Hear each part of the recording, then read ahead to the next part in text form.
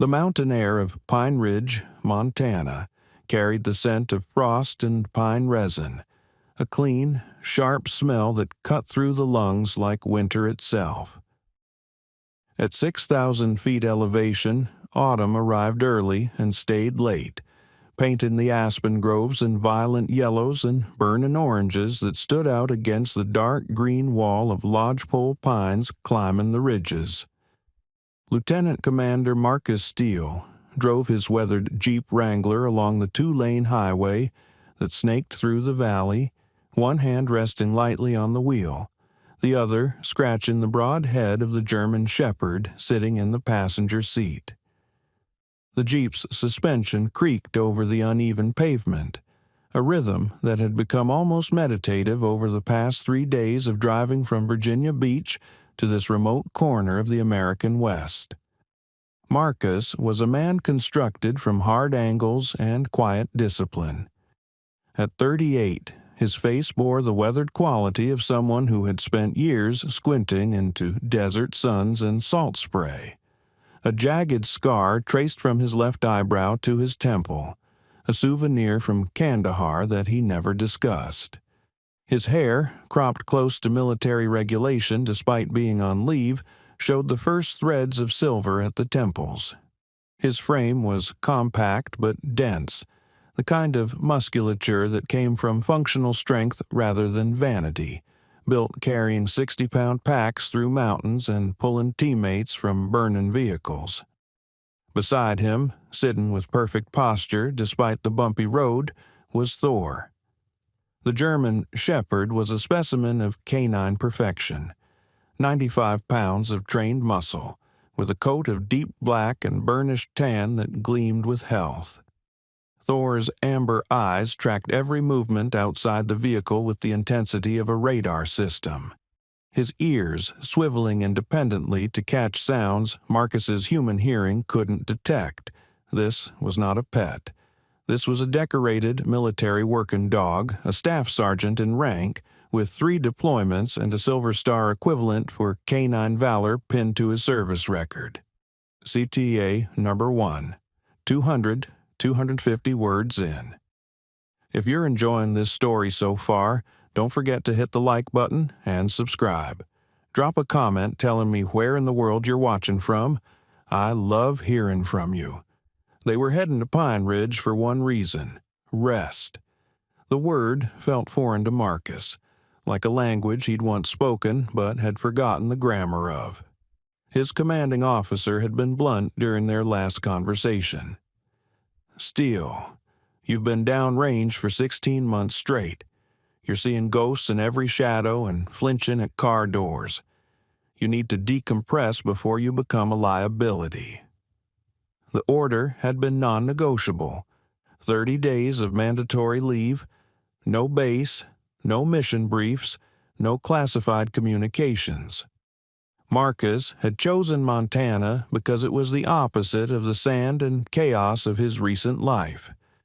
His grandfather had owned a small cabin outside Pine Ridge, a place Marcus had visited as a boy, during summers that felt like they belonged to someone else's memory.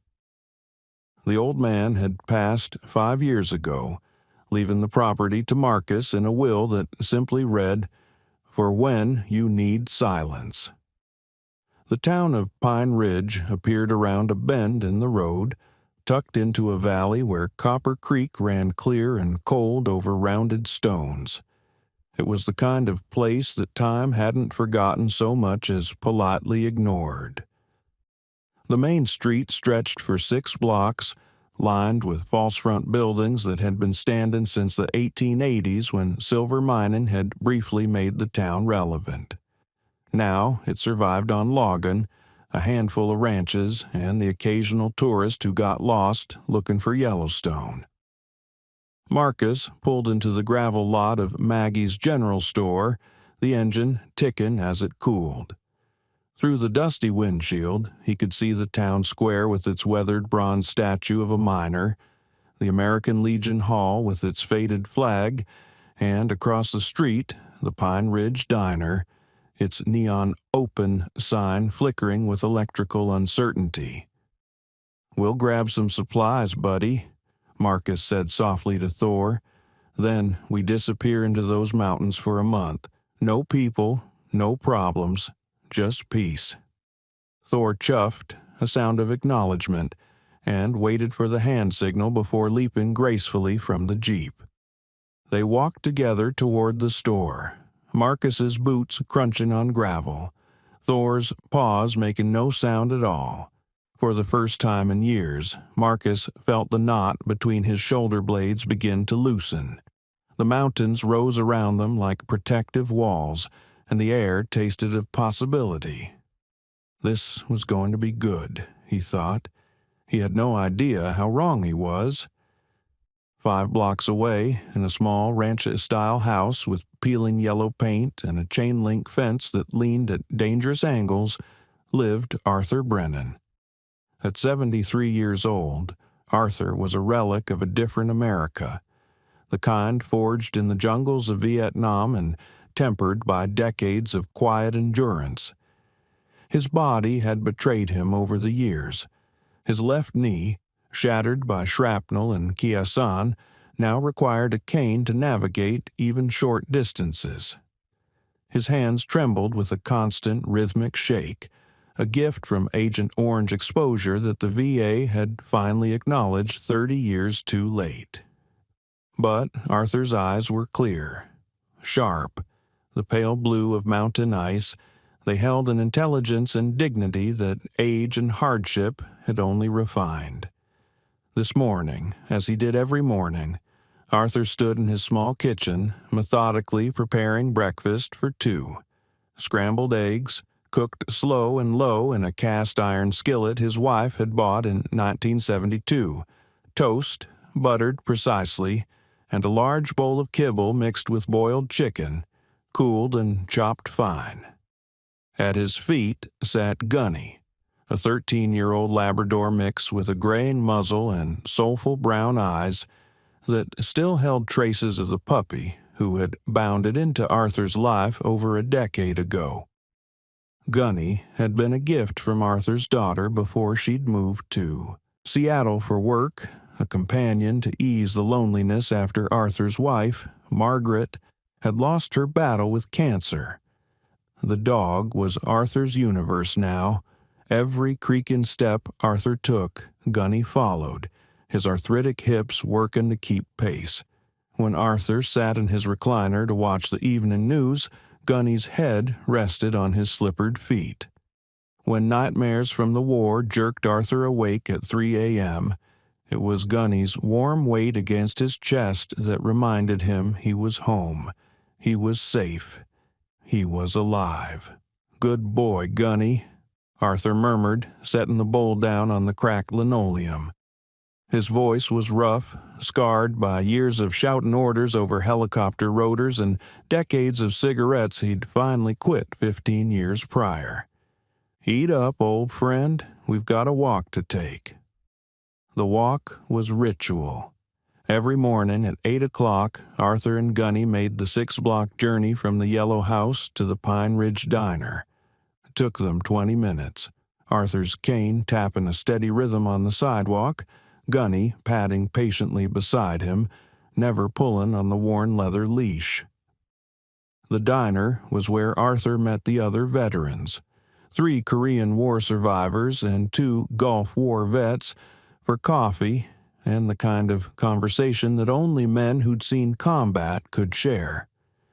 Arthur pulled on his Vietnam veteran's cap, the one with the faded gold lettering and the unit patch stitched lovingly by Margaret before she'd gotten too sick to hold a needle. He clipped Gunny's leash and opened the front door to the crisp morning air. The street was quiet, too quiet. Arthur felt it immediately, a sensation he'd learned to trust in the jungle and never forgotten. The absence of normal sound. No birds, no distant traffic, just the wind moving through the pines with a low, mournful whisper. Gunny felt it, too. The dog's ears flattened slightly and he pressed closer to Arthur's leg, a subtle, protective gesture that made the old man's heart swell with gratitude. "Come on, boy," Arthur said, forcing his voice to sound light. "Let's not borrow trouble." They started down the sidewalk, Arthur's cane keeping time, Gunny's tail swaying with cautious optimism. Neither of them saw the black and gold sheriff's cruiser idling 3 blocks away, its occupant watching them through tinted windows with eyes that held nothing but contempt for the weak, the old, and the inconvenient. Sheriff Wade Cutter didn't just patrol Pine Ridge, he owned it. At least, that's how he'd come to see the arrangement over his 12 years wearing the badge. At 42, Cutter was a man who had peaked in high school as a linebacker and had spent every year since trying to reclaim that feeling of dominance. He was built like a barrel, thick through the chest and gut, with a neck that seemed to emerge directly from his shoulders. His face was perpetually flushed, a road map of broken capillaries that spoke to his fondness for whiskey and his short, explosive temper. The badge pinned to his chest wasn't a symbol of service to Wade Cutter. It was a license, a permission slip to take what he wanted, when he wanted it, from people too afraid or too broken to fight back. Over the years, he'd perfected the art of selective enforcement, turning blind eyes to the meth labs run by people who paid him, while crushing anyone who questioned his authority with the full weight of manufactured charges and unavoidable legal fees. His cruiser, a spotless black Ford Interceptor with gold lettering and a push bar that had dented more than one fleeing vehicle, rolled slowly down Maple Street. Beside him in the passenger seat sat Deputy Lyle Hoskins, a weasel of a man in his late 20s with thinning hair and a permanent smirk that made even cooperative citizens want to punch him. Lyle was Cutter's nephew, a fact that explained both his employment and his complete immunity from consequences. In the back seat, separated by a steel mesh barrier, sat Deputy Frank Riggs, a hulking man who had failed the psych evaluation for 3 different police departments before Cutter had hired him anyway. Frank didn't talk much, but he didn't need to. His value lay in his willingness to follow orders without question, and his ability to make suspects trip during arrests with remarkable frequency. Cutter was in a foul mood this morning. The county board had sent another letter questioning his department's use of force statistics, which were 3 times the state average. The new district attorney, a woman from Billings with big city ideas about accountability, had started asking uncomfortable questions about evidence room inventory discrepancies. Cutter needed to blow off steam to remind himself and the town who held the real power here. That's when he spotted Arthur Brennan. The old man was shuffling along the sidewalk 6 blocks ahead, that ridiculous dog plodding beside him, taking up space, existing in Cutter's world without permission. Cutter felt his jaw tighten. He hated Arthur Brennan, hated the way the old man looked at him with those clear, judging eyes that saw right through the uniform to the smallness underneath. Hated that Arthur was a real veteran, a combat soldier with actual medals earned in actual combat, while Cutter had washed out of basic training after 3 weeks with a convenient back injury. "Lyle," Cutter said, his voice a low growl, "you see that dog?" Lyle squinted through the windshield. "Brennan's mutt? That dog is off leash," Cutter said, a smile beginning to form on his thick lips. "That's a violation of Town Ordinance 714. That's a citation offense." Lyle glanced at the dog, clearly seeing the worn leather leash in Arthur's hand. Sheriff, it looks like. Did I ask for your opinion, Lyle?" Cutter's voice dropped to a dangerous register. "I said the dog is off leash. Brennan's a menace. Someone needs to teach him about following rules." In the back seat, Frank Riggs chuckled, a sound like gravel in a dryer. Gonna be a fun morning. Cutter accelerated, the cruiser's engine rumbling with mechanical menace. As they closed the distance, he flicked on the light bar. Not the siren, just the lights, painting the quiet street in strobing red and blue. It was a show of force, unnecessary and aggressive, designed to humiliate. Arthur heard the cruiser before he saw it, the deep growl of the engine cutting through the mountain silence. He turned slowly, his arthritic knee protesting, and saw the black and gold vehicle pulling up beside him. His stomach dropped. Not again, he thought. Please, not today. Cutter threw the cruiser into park and stepped out, his hand resting casually on his baton. Lyle scrambled out of the passenger side, eager to participate in whatever performance his uncle was about to deliver. Frank remained in the back, watching through the mesh with the detached interest of a hyena waiting for scraps. "Mr. Brennan," Cutter announced loudly, projecting his voice so that the few pedestrians on Main Street would turn and watch. "We have a problem." Arthur straightened as much as his damaged spine would allow, his hand tightening on both his cane and Gunny's leash.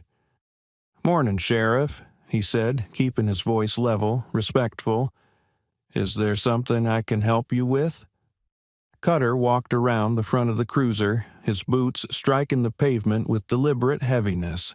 He gestured at Gunny. "Your dog is off leash. That's a violation. I'm going to need to see your license and registration for the animal, and I'm issuing you a citation." Arthur looked down at the leash in his hand, clearly visible, clearly attached to Gunny's collar. "Sheriff, with respect, Gunny is on his leash, has been the whole walk." Cutter's face flushed darker. "Are you calling me a liar, old man?" "No, sir. I'm just stating a fact." The air pressure seemed to drop. Cutter stepped closer, invading Arthur's personal space, using his size to intimidate. Gunny, sensing the threat, let out a low, warning growl, positioning himself between his master and the approaching danger. "Your dog just threatened an officer," Cutter said, his smile returning. "That's aggressive behavior. I could have animal control seize him right now, put him down as a public menace." Arthur felt ice run through his veins. "Please, Sheriff, he's just protecting me. He didn't threaten anyone. I'll take him home right now. We'll stay inside. Just please don't." "Too late for please," Cutter interrupted. He looked back at Lyle. "Deputy Hoskins, call animal control. We're impounding the dog pending a dangerous animal hearing." Lyle pulled out his radio, his smirk widening. Arthur felt the world tilting. Gunny was all he had. The dog wasn't just a pet, he was family, purpose, the reason Arthur got out of bed every morning. "Sheriff, I'm begging you. Don't do this. I'll pay whatever fine you want. Cutter leaned in close enough that Arthur could smell the coffee and tobacco on his breath. "You'll what, old man? You'll pull yourself up straight? You'll march? You're pathetic. You and this flea-bitten mutt are exactly the kind of trash that drags this town down." He reached down suddenly, grabbing for Gunny's collar. The dog, trained by instinct and love to protect, snapped, not biting, just a warning, teeth clicking in the air inches from Cutter's hand.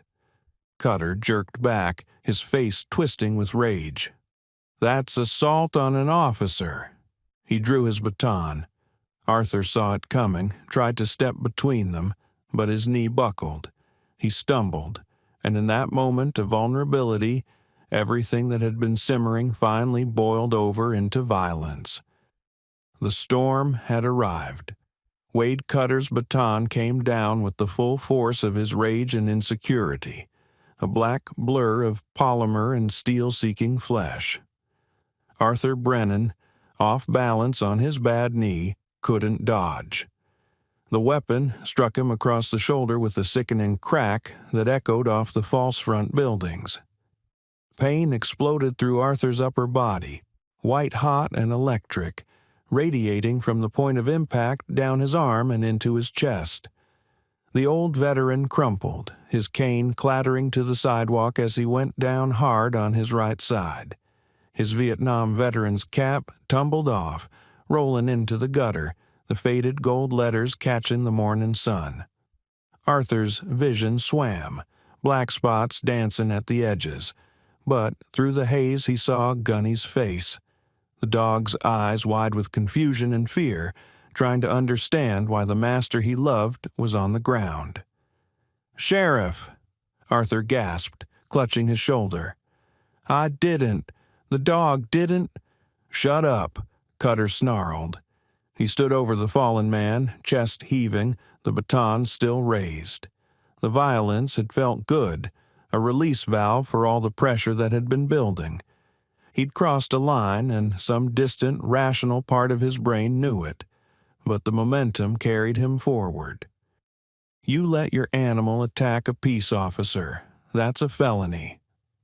Gunny didn't understand laws or felonies. He understood that his entire world, was hurt and afraid. The 13-year-old Labrador, his arthritic hips screaming in protest, positioned himself over Arthur's prone form. The fur along his spine stood straight up, making the aging dog look bigger, more dangerous. He barked, a deep, guttural sound that came from his chest, a sound he hadn't made since he was young and strong. It was a warning. "Back away from my pack."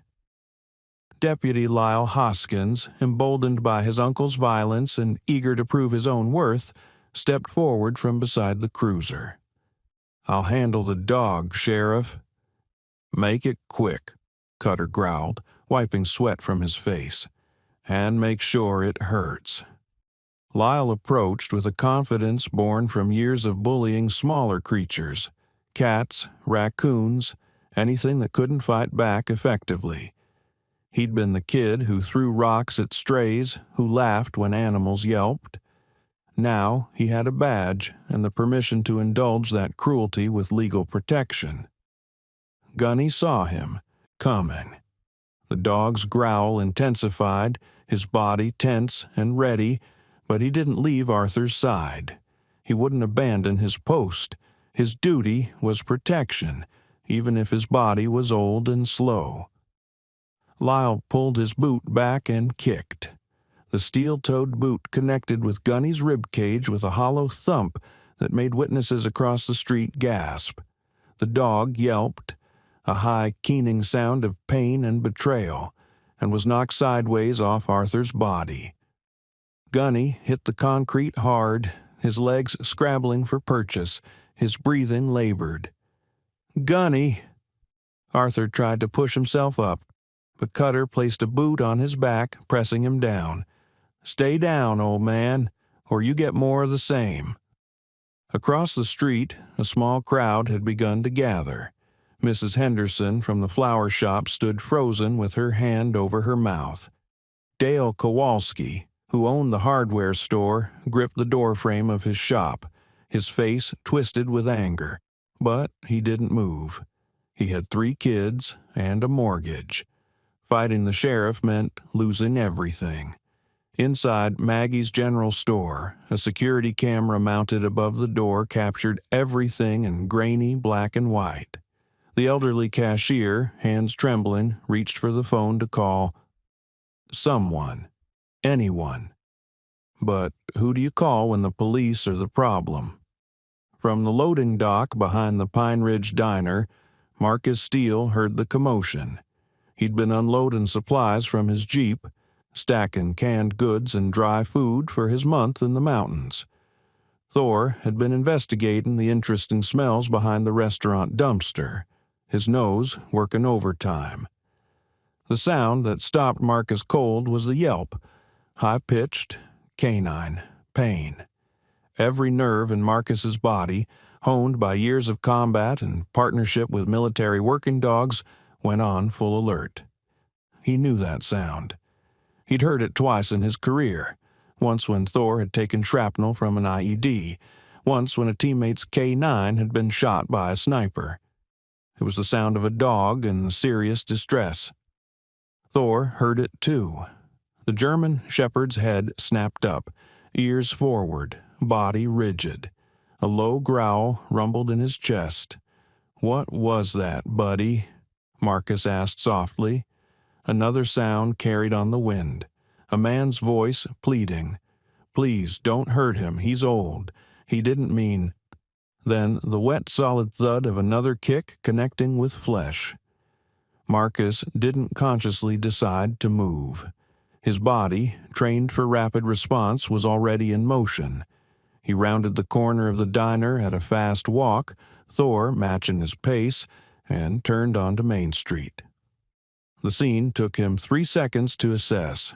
Elderly man on the ground, clutching his shoulder, face contorted in pain, sheriff's cruiser with lights on, positioned aggressively. 3 uniformed officers, one standing over the victim, one near a dog, one watching from the vehicle, elderly dog trying to stand, clearly injured, bleeding from the mouth crowd of witnesses, frozen, not intervening. Threat assessment, high. Use of force against defenseless targets. Officers escalating, not de-escalating. Marcus's jaw tightened. Every instinct in his body screamed to intervene, but 12 years in special operations had also taught him discipline. He couldn't just rush in. That's how you got shot, but he also couldn't walk away. On the street, Deputy Frank Riggs had finally emerged from the back seat. The hulking deputy lumbered over to where Gunny was trying to rise, the old dog's legs shaking, blood dripping from his muzzle where he'd bitten his own tongue when he'd hit the pavement. "Dog still aggressive," Frank announced, reaching for his sidearm. "I'm putting it down." "No!" Arthur screamed, using every ounce of strength to shove against Cutter's boot. "Don't you dare! Don't you—" The sound of a weapon being drawn, the distinctive metallic slide of a pistol leaving a holster, cut through the morning air like a gunshot. Thor's reaction was instantaneous. The German shepherd lunged forward, barking a sharp warning bark that said, "Weapon threat, engage." Marcus's hand shot out, grabbing Thor's tactical harness, holding him back. "Hold," Marcus commanded, his voice low and hard. "Watch and report." Thor vibrated with controlled aggression, but he obeyed. His training overrode his instinct. He held position, his amber eyes locked on Frank's gun hand. Marcus stepped out from behind the dumpster, moving into full view.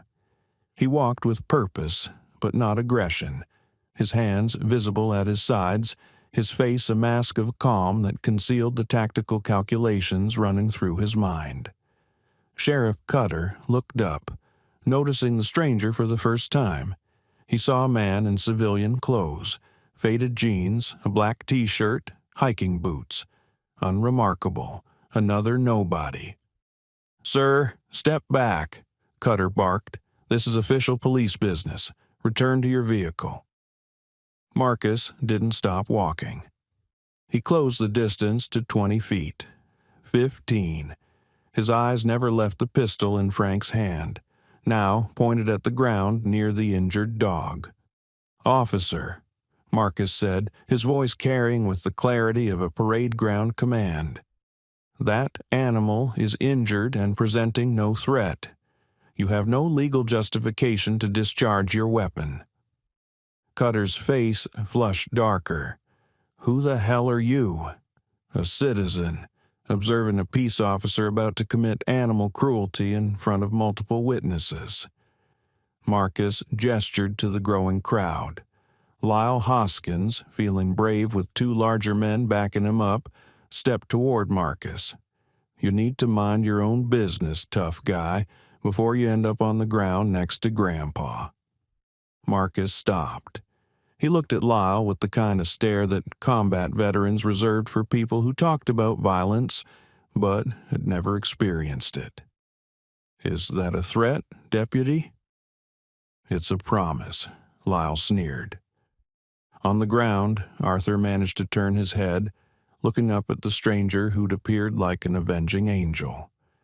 Through the pain, he saw something in the man's bearing, in the way he stood with balanced readiness. Military, Arthur thought. This man was military. Hope flickered in his chest. "Please," Arthur rasped, "don't let them hurt Gunny. He's all I have." Marcus looked down at the elderly veteran, saw the cap lying in the gutter, saw the medals pinned to the man's jacket, a bronze star, a purple heart, a brother in arms. The decision made itself. "Thor," Marcus said quietly. "Guard." The German shepherd moved like black lightning, positioning himself between Frank's pistol and the injured Gunny. Thor didn't attack. He didn't need to. He simply stood there, 95 pounds of muscle and trained lethality, his message clear: "You'll have to go through me." Frank looked down at the military dog, then up at Marcus. "You need to control your animal." "He's perfectly controlled," Marcus replied. "He's doing exactly what he's trained to do, protecting innocents from threats. Now, put the weapon away and step back from that dog." Cutter's hand moved to his own sidearm. "I'm placing you under arrest for interfering with a police officer." Marcus didn't flinch. "I'm invoking my rights under Title 18, Section 242, Deprivation of Rights under Color of Law. I'm a witness to excessive force against a defenseless citizen. I'm filming this encounter." He tapped his chest where a small button camera, standard issue for his unit, was clipped to his shirt collar. It had been recording since he'd rounded the corner. The color drained from Lyle's face. "He's recording us?" "Doesn't matter," Cutter growled, but uncertainty flickered in his eyes. "He interfered with an arrest. That's obstruction." Marcus took one step forward. Just one. But the way he moved, balanced, ready, dangerous, changed the entire dynamic of the confrontation.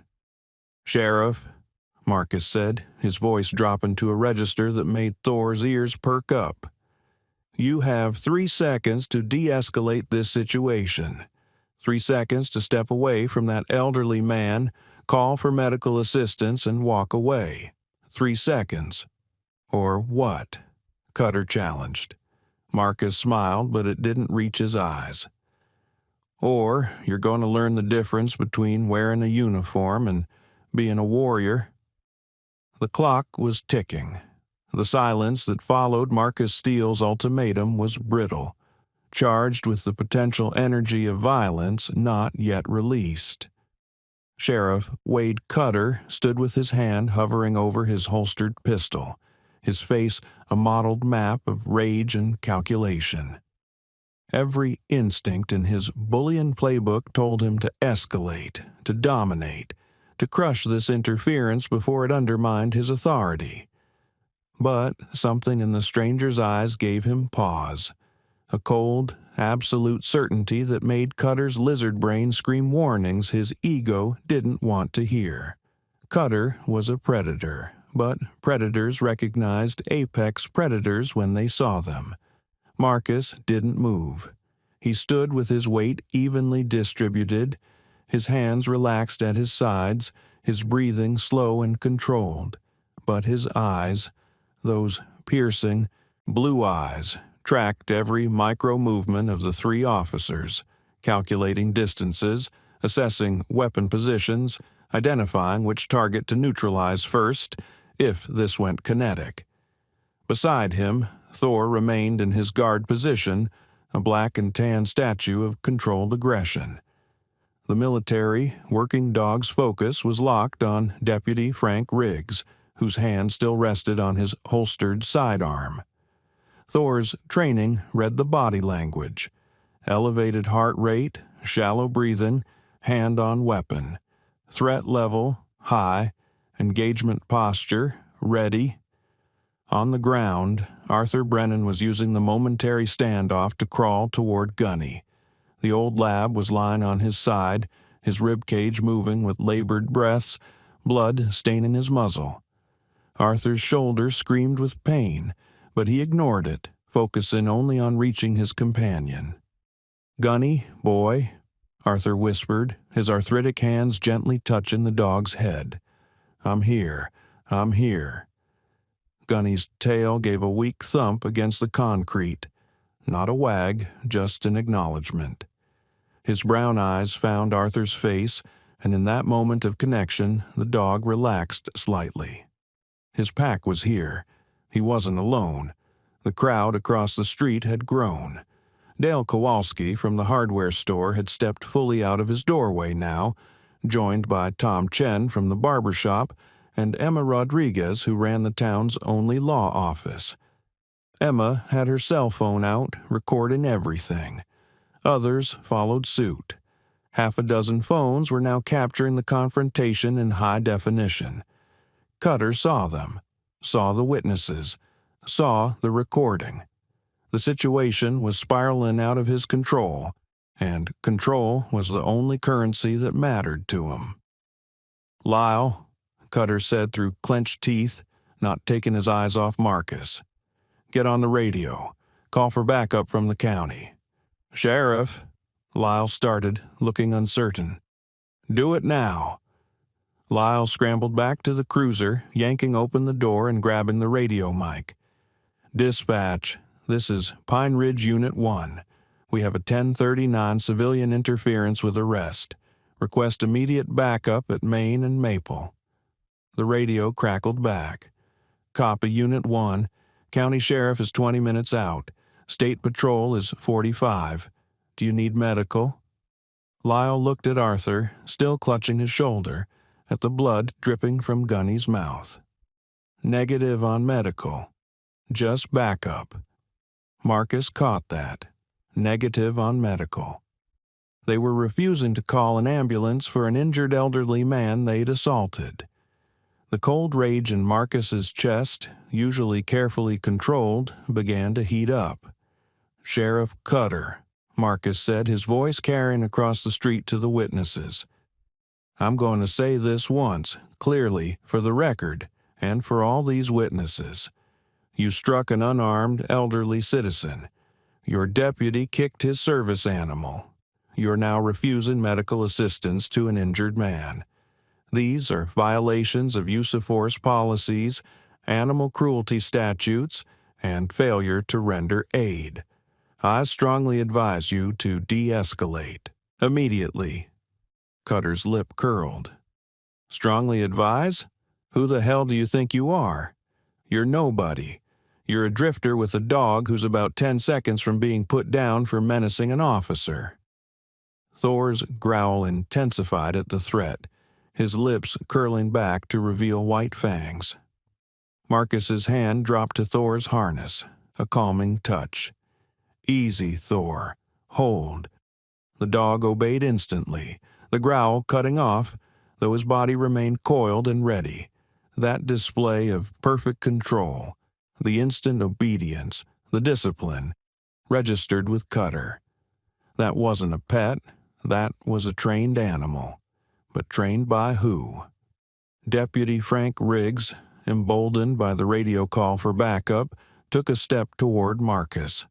"You need to get out of here while you still can, buddy. This is your last warning." Marcus finally looked at Frank directly. The deputy was big, 6'4", maybe 250 pounds, with the kind of muscle that came from powerlifting, not functional fitness. Strong in a straight line, slow to change direction, probable weak points, knee stability, neck mobility, over-reliance on upper body strength. "Deputy," Marcus said calmly, "I'm not leaving until that man receives medical attention and that dog is examined by a veterinarian. Those are non-negotiable terms." "Non-negotiable?" Cutter barked a laugh. "You're giving me terms? Frank, cuff him. Charge him with obstruction, resisting, and anything else you can think of."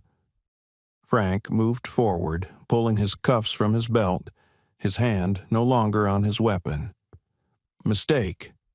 He assumed compliance. He assumed this would be easy because every other time he'd arrested someone, they'd folded under the weight of his size and his badge. Marcus didn't fold. As Frank reached for Marcus's wrist, Marcus moved. Not fast enough to be threatening, just fast enough to be impossible to grab. He rotated his wrist in a small circle, a technique called swimming in hand-to-hand combat training, slipping out of Frank's grip before it could lock. "Don't touch me without cause," Marcus said evenly. "I haven't committed a crime." Frank, frustrated, reached again, this time with more force, trying to grab Marcus's shoulder to spin him around. This time, Marcus didn't evade. He accepted the contact, then used it. In one fluid motion, Marcus trapped Frank's hand against his own shoulder with his left hand, stepped offline to break Frank's balance, and applied a standing wrist lock with his right hand. Frank's arm was suddenly extended at an unnatural angle, his wrist bent backward, every nerve screaming. Marcus had gone from 0 to full joint control in less than a second, and he'd done it so smoothly that most of the witnesses didn't even understand what had happened. They just saw the big deputy suddenly frozen, up on his toes, his face contorted in pain, completely unable to move without breaking his own wrist. "I said, 'Don't touch me,'" Marcus repeated calmly, as if he were discussing the weather. "Now, you're going to step back, and I'm going to release you. If you escalate again, I will put you on the ground. Do you understand?" Frank tried to tough it out, tried to power through, but the pain was extraordinary. "You're assaulting an officer." "No," Marcus corrected. "I'm defending myself using minimum necessary force.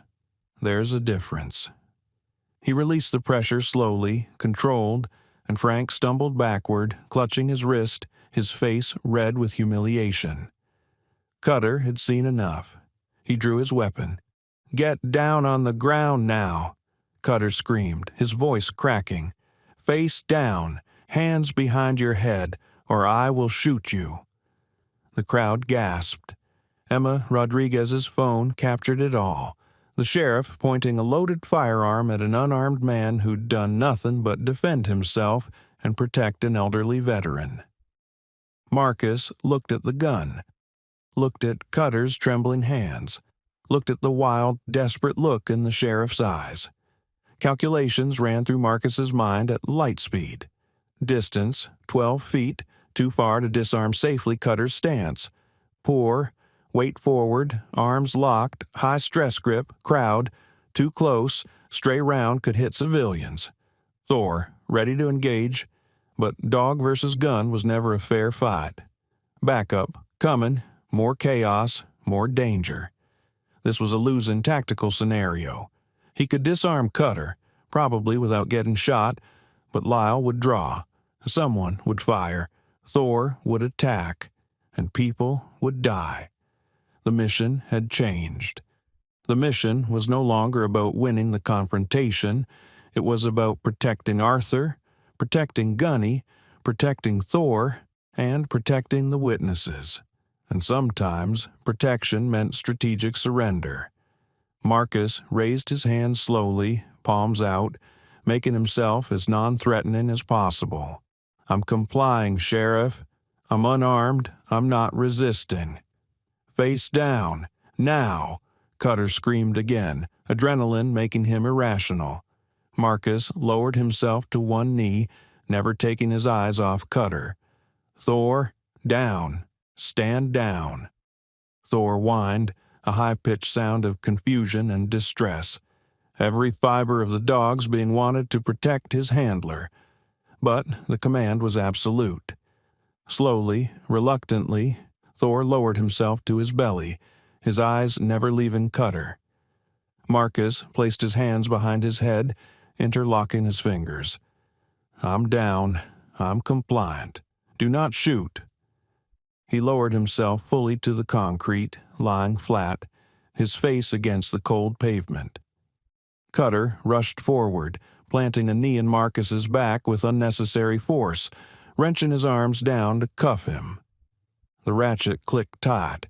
Once, twice, 3 times, deliberately over-tightened to cause pain. "You just made the worst mistake of your life," Cutter hissed into Marcus's ear. Marcus, his face pressed against the sidewalk, caught Arthur's eyes. The old veteran was still on the ground, still cradling Gunny, tears streaming down his weathered face. "Sir," Marcus said clearly, loudly enough for the witnesses to hear, "my name is Marcus Steele. I'm an active-duty naval officer. What's your name?" Arthur, understanding what Marcus was doing, establishing identity, creating a record, answered through his pain. "Arthur Brennan, Staff Sergeant, U.S. Army, retired. Vietnam, 1968-70. "Hold fast, Staff Sergeant," Marcus said. "This isn't over. Help is coming." "Shut up." Cutter dragged Marcus to his feet with brutal force, shoving him toward the cruiser. As they stuffed him into the back seat, Marcus twisted his neck to see Thor. The German shepherd was still lying down, his body tense, his eyes locked on the cruiser. He hadn't moved from his position, but the look in those amber eyes was clear. "I'm coming for you. I won't leave you." The door slammed shut. Through the window, Marcus watched Lyle approach Thor with a catch pole, the same instrument they'd probably use on Gunny. "Don't you dare touch that dog!" Marcus roared from inside the cruiser, slamming his shoulder against the door. "That's a federal military asset. That dog outranks you." Lyle hesitated, looking back at Cutter. "Take them both to the shelter," Cutter ordered. "We'll sort it out after we process Pretty Boy here." Marcus watched in helpless rage as they looped the catch pole around Thor's neck. The German shepherd, despite every instinct screaming at him to fight, remained disciplined. He let them lead him to the animal control truck that had just pulled up. Before the door closed, Thor looked back one last time. His eyes found Marcus's through the cruiser window. "I'll find you," those eyes promised. "I'll always find you." Then the door slammed shut, and Marcus was alone in the cage, his hands cuffed behind his back, watching his partner disappear around the corner. Sheriff Cutter climbed into the driver's seat, meeting Marcus's eyes in the rearview mirror. "You have no idea who you're messing with, boy." Marcus, his jaw tight with controlled fury, spoke with a calm that was far more terrifying than any shout. "Sheriff, you're absolutely right. You have no idea who you're messing with." The engine roared to life, and they pulled away from the scene, leaving Arthur Brennan on the sidewalk clutching his injured dog, surrounded by witnesses who had watched justice fail in real time. But the witnesses had phones, they had video, and 3 blocks away, Emma Rodriguez was already emailing the footage to her law school classmate who worked at the ACLU in Denver. The storm Cutter had unleashed was just beginning. The Pine Ridge Sheriff's Department occupied a squat, single-story building made of cinder blocks, painted a depressing beige that had faded to the color of old dishwater. It sat on the east edge of town, deliberately isolated from the main drag, surrounded by gravel parking and a chain-link fence that protected nothing but outdated patrol cars and a rusted evidence trailer. The building had been constructed in 1987 with county funds that had mysteriously tripled in cost, the surplus allegedly going to security upgrades that had never materialized. Inside, the station reeked of stale coffee, institutional disinfectant, and the sour smell of sweat that had soaked into the vinyl chairs of the booking area over decades. Fluorescent lights buzzed overhead with an arrhythmic, maddening hum that would have broken lesser men during the long interrogations that happened here, far from oversight or accountability. Sheriff Wade Cutter dragged Marcus Steele through the front entrance with unnecessary force, shoving him past the unmanned reception desk. The civilian clerk had been laid off for budget reasons 3 years ago, and into the main processing area. Deputy Lyle Hoskins followed, his hand resting on his taser, hoping for an excuse to use it. Process him for obstruction, resisting arrest, and assault on a peace officer.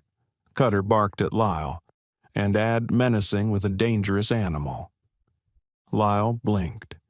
But, Sheriff, he didn't actually resist. Are you questioning me, Deputy? No, sir, Lyle said quickly, pulling out the booking forms.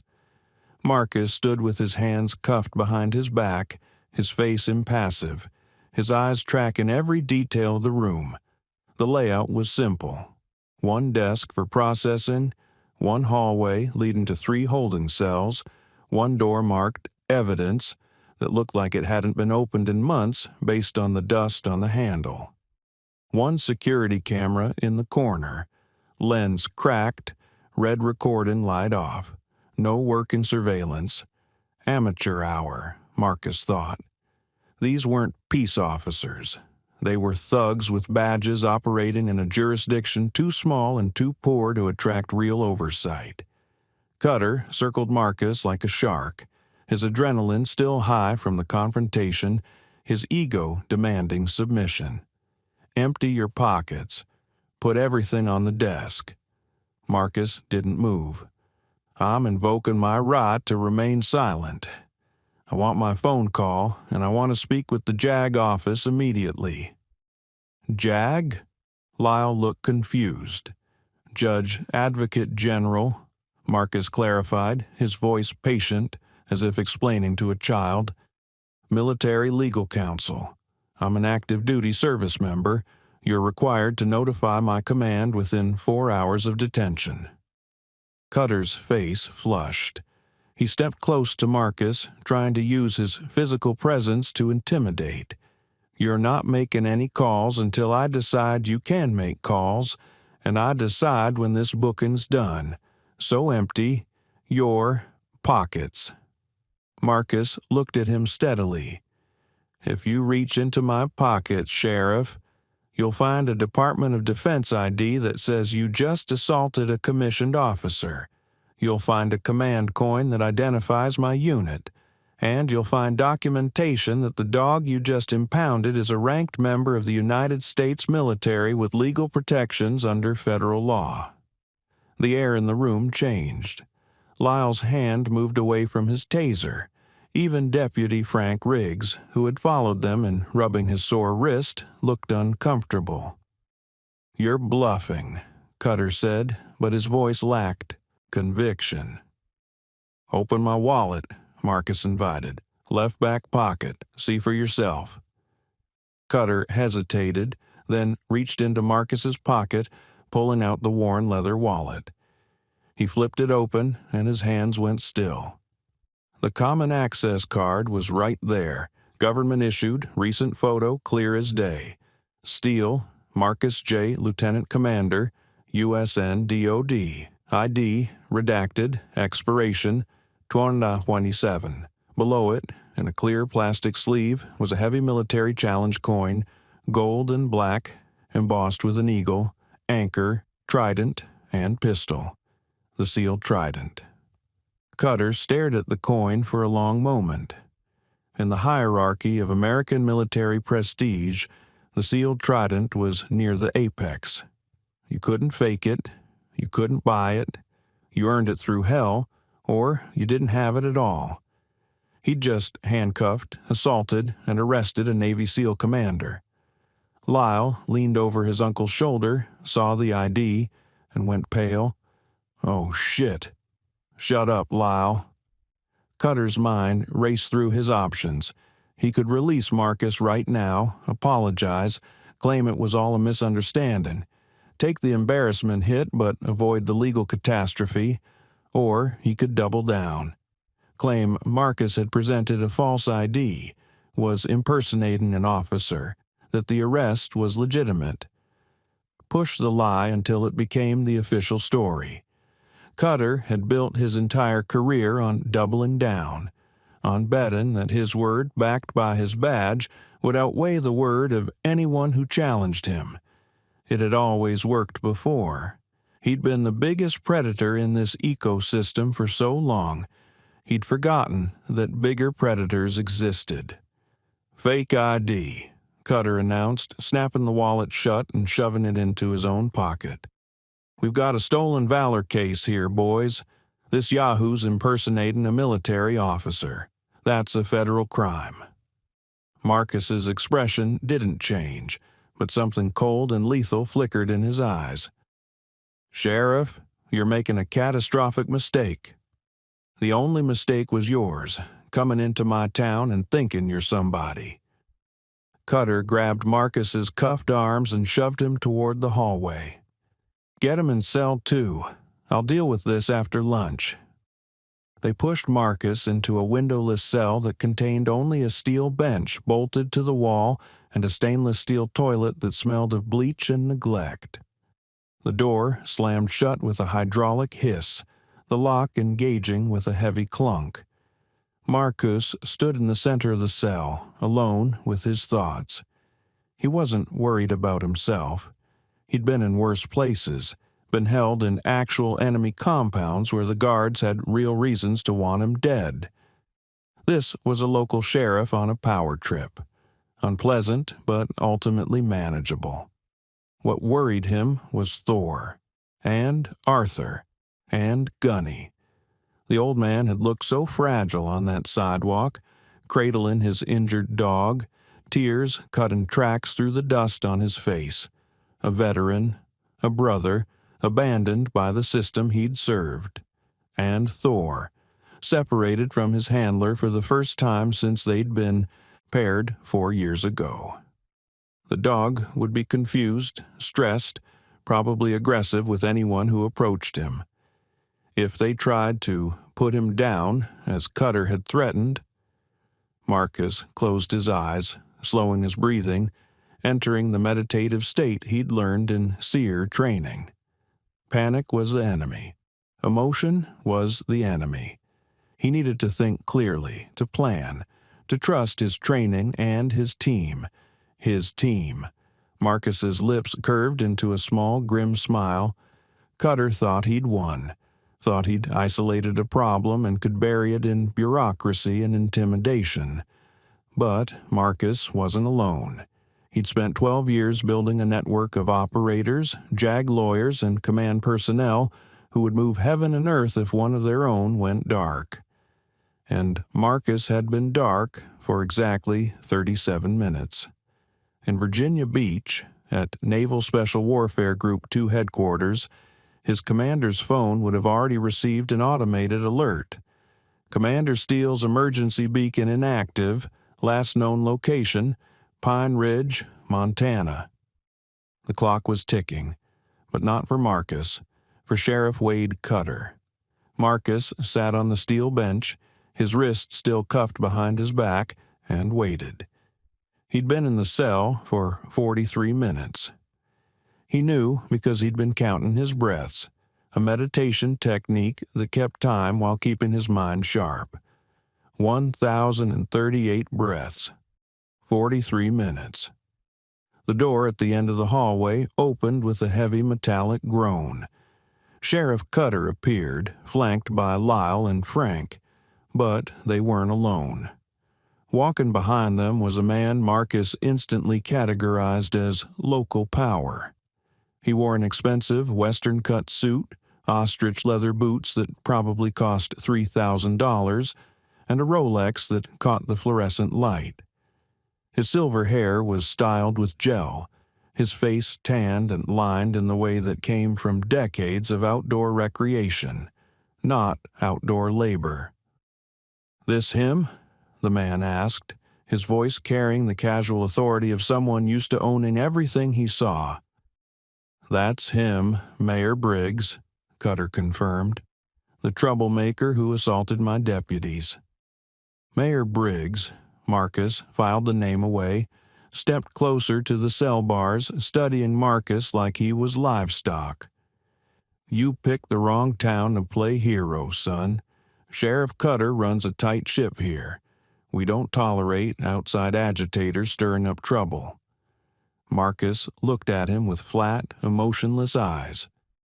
"Mayor Briggs, I'm invoking my rights under the Uniform Code of Military Justice. I'm a commissioned officer being illegally detained. You have one chance to correct this situation before it becomes a federal incident." Briggs laughed, a condescending sound. "Federal incident? Boy, we're 6 hours from anywhere that matters.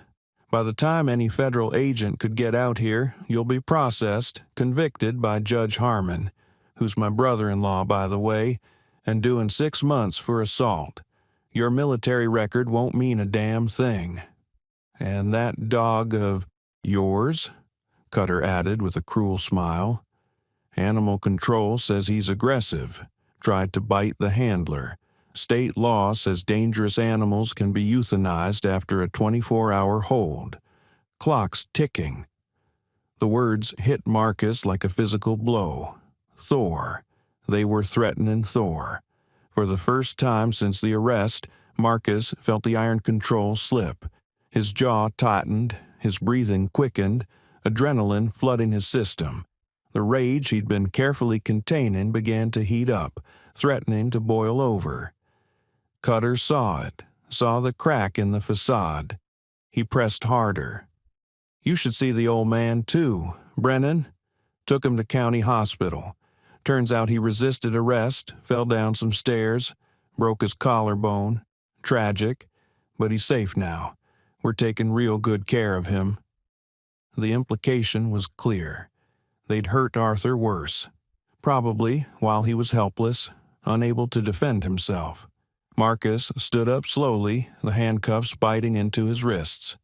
When he spoke, his voice was barely above a whisper, but it carried a weight that made even Briggs take an involuntary step back. "You have 5 hours." Cutter blinked. "What?" "5 hours before my command realizes I'm compromised. 5 hours before federal agents, Naval Criminal Investigative Service, and probably a Marine Expeditionary Unit descend on this town. 5 hours before every decision you've made today becomes a permanent part of your federal criminal record." Marcus stepped closer to the bars. "You assaulted a decorated combat veteran. You injured a service dog. You falsely arrested a commissioned officer. You're threatening to kill a federal military asset. These aren't misdemeanors, Sheriff. These are felonies that carry mandatory minimums in federal prison." He turned his gaze to Mayor Briggs. "And you, Mayor, you just admitted to conspiracy. You just threatened a witness. The FBI is going to love you." Briggs's smile faltered. "You're bluffing." "Am I?" Marcus's smile was cold. "Deputy Hoskins, check my phone. The one you confiscated.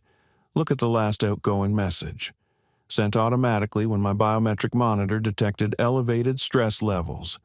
It went to Naval Special Warfare Command with my GPS coordinates and a voice file of everything that's happened since the arrest." This was a lie, but it was a lie built on enough truth to be believable. Special operations units did have emergency beacon protocols. Operators did carry biometric monitors on some missions. The technology existed. Lyle's face had gone the color of old paper. "Uncle Wade—" "Shut up," Cutter snapped, but doubt had crept into his voice. Before anyone could respond, a new sound cut through the tension. Sirens. Not the local, familiar wail of Pine Ridge emergency vehicles, but the deep, authoritative whoop of state police cruisers. Multiple cruisers approaching fast. Mayor Briggs rushed to the window. "What the hell?" Two Montana Highway Patrol vehicles screamed into the parking lot, light bars painting the cinder block walls in red and blue. Behind them came an unmarked black SUV with government plates. Cutter's face went from red to white in seconds. The front door of the station burst open. The officer who entered wasn't local. He was mid-40s, wearing the crisp uniform of a Montana Highway Patrol captain, his Stetson pulled low over hard eyes. Behind him came two troopers and, most concerning for Cutter, a woman in a dark suit with an FBI badge clipped to her belt. "I'm Captain Ross Martinez, Montana Highway Patrol," the officer announced, his voice echoing in the small station. "I'm looking for Sheriff Cutter." "I'm Sheriff Cutter," Wade said, trying to sound authoritative but failing. "This is my jurisdiction, Captain. What's this about?" "We received a report from multiple citizens about excessive force against an elderly veteran. We also received a call from Naval Special Warfare Command about one of their officers going dark in your jurisdiction." Martinez's eyes found Marcus through the cell bars. "Would that be Lieutenant Commander Steele?" Marcus met the captain's gaze. "It would, sir. I've been illegally detained for approximately 1 hour. My military working dog has been impounded and threatened with euthanasia. An elderly combat veteran, Arthur Brennan, was assaulted by Sheriff Cutter and his deputies in full view of witnesses." The FBI agent stepped forward. "I'm Special Agent Laura Chen, FBI Civil Rights Division. Sheriff Cutter, I need you to release Commander Steele immediately and surrender his personal effects." "Now wait just a damn minute." Mayor Briggs started. "Mayor Briggs?" Agent Chen turned her attention to him. "I suggest you retain counsel. I've already received video evidence of your conversation with the detained officer, which includes threats of judicial corruption and conspiracy to violate civil rights." Briggs's face went gray. "Video? There's no cameras. Commander Steele's shirt camera has been transmitting to a secure server since the initial confrontation," Chen said calmly. "We have everything." Marcus hadn't been lying about the camera after all. Standard issue for his unit, activated by stress response, uploading to encrypted cloud storage. He just hadn't mentioned it until now. Cutter looked at Lyle, at Frank, at Mayor Briggs. The walls were closing in. His carefully constructed kingdom was collapsing. "Release him," Martinez ordered. "Now." Lyle fumbled with the keys, his hands shaking so badly he dropped them twice. Finally, the cell door swung open.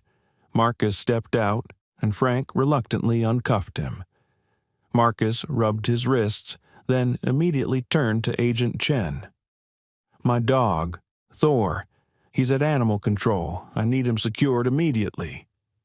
"Already done," Chen replied. "Highway Patrol picked him up 20 minutes ago. He's in their K9 unit vehicle, unharmed." The relief that flooded through Marcus was physical, weakening his knees for a moment. Thor was safe. "And Arthur Brennan?" Marcus asked. "County Hospital," Martinez said. "Broken collarbone, as you suspected. But he's stable. We've got an agent with him taking his statement." Marcus took a deep breath, centering himself. Then he looked at Sheriff Cutter. "You were right about one thing, Sheriff. This is a federal incident now. CTA number 2. If this story has you on the edge of your seat, make sure to subscribe and turn on notifications so you never miss stories like this.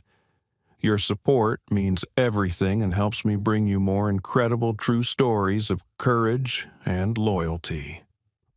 Outside the Pine Ridge Sheriff's Department, a crowd had gathered. Word travels fast in small towns. The news of the state police and FBI arriving had spread like wildfire. Emma Rodriguez stood at the front, her phone still recording. Behind her were Dale Kowalski, Tom Chen, Mrs. Henderson, and at least 30 other residents who'd seen or heard about what happened to Arthur Brennan. When Marcus walked out of the building, flanked by Captain Martinez and Agent Chen, a murmur went through the crowd. Behind them, Sheriff Cutter, Deputy Hoskins, and Deputy Riggs were being escorted by state troopers, their weapons and badges already confiscated. A Highway Patrol K-9 vehicle was parked near the entrance. Through the window, Marcus could see Thor's face, the German shepherd's nose pressed against the glass, his tail wagging frantically. "Can I—" Marcus started. "Go ahead, Commander." Martinez nodded. The trooper opened the rear door, and Thor exploded out, launching himself at Marcus with a joy that was almost heartbreaking. The disciplined military dog was gone, replaced by pure, overwhelming relief. Thor's entire body wiggled, his tail creating a wind, as he pressed against Marcus's legs, checking him for injuries, reassuring himself that his handler was real and safe.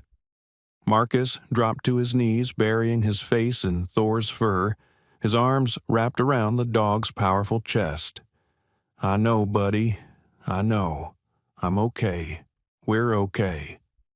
The crowd watched in silence as the reunion played out, many wiping tears from their eyes. Emma Rodriguez stepped forward. "Commander Steele, I'm Emma Rodriguez, attorney. I have video evidence of everything that happened this morning. Multiple witnesses are willing to provide statements." Marcus looked up, his hand still on Thor's neck. "Thank you, Ms. Rodriguez.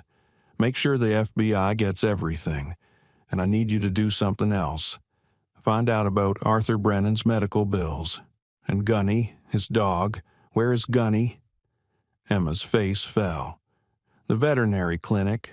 Doc Patterson took him. It's not good, Commander. Broken ribs, internal bleeding. Doc says at his age." Marcus closed his eyes. An old dog, kicked by a coward with a badge. He thought of Arthur in that hospital bed, broken and alone, probably terrified about what would happen to his only companion.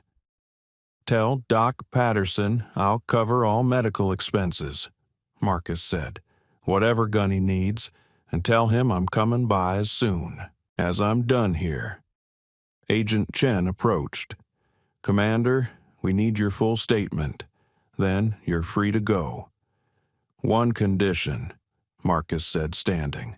"I want to be there when you arrest Mayor Briggs, and I want to visit Arthur Brennan before I leave this town." "The mayor is already in custody," Chen said with a slight smile. "We picked him up in the parking lot. As for Mr. Brennan, I think he'd like to see you." Pine Ridge County Hospital was a small, aging facility that served a 100-mile radius. Marcus walked through the automatic doors 2 hours later, Thor at his heel wearing his service vest, which legally permitted him entry. Agent Chen and Captain Martinez had taken his statement, reviewed the camera footage, and confirmed what Marcus already knew. This was a clear-cut case of civil rights violations under color of law. Cutter, Hoskins, and Riggs were in federal custody. Mayor Briggs had been charged with conspiracy and obstruction. The entire corrupt structure of Pine Ridge's government was being dismantled in real time. But Marcus wasn't thinking about justice. He was thinking about an old soldier lying in a hospital bed, probably believing he'd lost everything. He found Arthur's room on the second floor. The door was ajar. Marcus knocked softly. "Come in," a raspy voice called. Arthur Brennan lay propped up in the hospital bed, his left shoulder and arm immobilized in a complex sling. His face was pale with pain, but his eyes, those clear blue eyes, were sharp and focused. They widened when he saw Marcus. "You," Arthur breathed. "They said you were. They told me you'd been arrested, that you'd be charged." "I'm fine, Staff Sergeant," Marcus said, walking to the bedside. Thor padded along, immediately moving to Arthur's right side, the uninjured side. The dog placed his head gently on the edge of the bed, his amber eyes soft. Arthur's good hand reached out, trembling, to scratch Thor's ears. "This your boy?" "Thor, Staff Sergeant, K-9 Corps, 3 deployments, Silver Star equivalent for valor." "He's beautiful," Arthur whispered. Tears began to roll down his weathered cheeks. "Sir, I need to know. Gunny, my dog. Do you know?" Marcus pulled a chair close, sitting so he was at eye level with Arthur. "Gunny's at the vet clinic. Doc Patterson is with him. He's got broken ribs and some internal injuries, but Doc says if he makes it through the next 24 hours, he'll pull through. He's tough, like his owner." Arthur's face crumpled with relief and grief. "He's all I have. After Margaret died, after my daughter moved away, Gunny's all I have." "You have more than you think," Marcus said gently. "The whole town showed up, Arthur. They witnessed everything. They stood up. And Sheriff Cutter? He's done. Him and his deputies are facing federal charges. They'll never wear a badge again." Arthur stared at him. "How? How did you—" Marcus smiled slightly.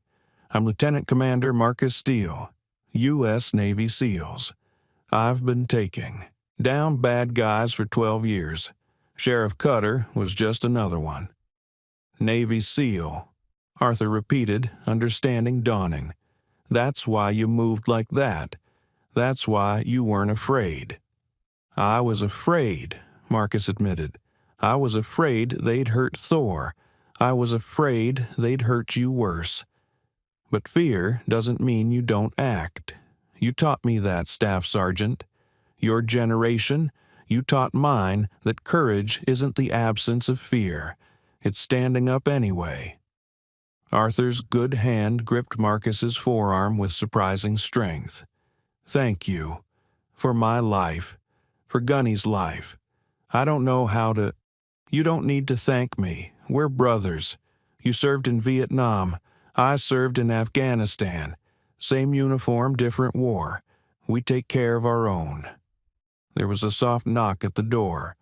A nurse poked her head in. "Mr. Brennan, there's a Dr. Patterson here. He says he has a visitor for you." Arthur's eyes widened with hope and fear. Doc Patterson entered, a gray-bearded man in his 60s with kind eyes and veterinary scrubs. "Arthur, I need you to stay calm. Your heart rate needs to stay down." "Is he?" "He's alive. Stubborn old dog refused to quit, just like someone else I know." Doc stepped aside. Emma Rodriguez came in, carefully holding a bundle wrapped in a blanket. Inside was Gunny, heavily bandaged, an IV line trailing from his leg, but his eyes were open. His tail gave a weak thump when he saw Arthur. Arthur sobbed, reaching out his good arm. Emma carefully placed the old lab on the bed beside Arthur, and dog and man were reunited. Gunny licked Arthur's face, whimpering softly, and Arthur pressed his cheek against the dog's head, crying without shame. "He can't stay long," Doc said. "Needs to be monitored, but I figured 5 minutes wouldn't hurt." Marcus stood, giving them space. Thor watched the reunion, his tail wagging slowly, understanding in his intelligent eyes that this was important. Emma approached Marcus in the hallway. "Commander, the town council held an emergency meeting. Sheriff Cutter has been terminated. His entire department is suspended pending investigation. They're asking the state police to provide interim law enforcement." "Good," Marcus said. "What about Arthur's medical bills?" "Already handled. Anonymous donor paid everything. Gunny's vet bills, too. Emma smiled knowingly. Funny thing, Doc Patterson said a man matching your description called 30 minutes ago and paid with a credit card over the phone. Marcus didn't confirm or deny. Arthur's a veteran. He shouldn't have to worry about bills after what he's been through. You're a good man, Commander Steele. I just did what was right. 3 days later, Marcus stood in the small courthouse of Pine Ridge, watching as federal prosecutors formally charged Wade Cutter, Lyle Hoskins, and Frank Riggs with deprivation of rights under color of law, assault, animal cruelty, and conspiracy. Mayor Briggs faced additional charges of corruption and obstruction of justice. The courtroom was packed with townspeople who'd been silenced for years, finally seeing justice served. Arthur Brennan sat in the front row, his arm in a sling, Gunny lying at his feet. The old lab was thinner, moving carefully but alive. The dog's eyes tracked Marcus as he gave his testimony, detailed and damning. When it was over, when the defendants were remanded to federal custody without bail, the courtroom erupted in applause. Outside, on the courthouse steps, Marcus prepared to leave. His Jeep was packed. His month of solitude was now down to 3 weeks, but he'd found a different cabin to rent, deeper in the mountains. Arthur approached slowly, Gunny limping beside him. "Sir," Arthur said, straightening as much as his injured shoulder allowed. He raised his good hand in a salute. Marcus returned it crisply, holding it for a long moment. When he dropped his hand, he pulled Arthur into a careful, gentle hug. "You take care of yourself, Staff Sergeant, and you take care of that good dog." "I will. Thanks to you, we'll both be around a while longer." Arthur paused. "Will you come back? To visit?" Marcus looked at the mountains rising beyond the town, at the people gathered to watch, at Emma Rodriguez filming the moment on her phone, at Thor sitting patiently by the Jeep. "Yeah," Marcus said. "I think I will. This town's got good people.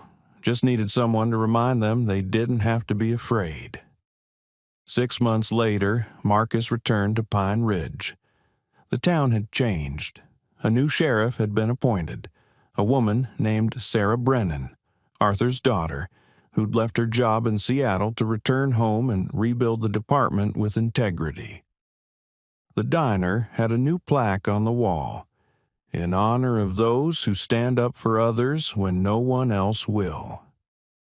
Marcus and Thor walked down Main Street, and people waved.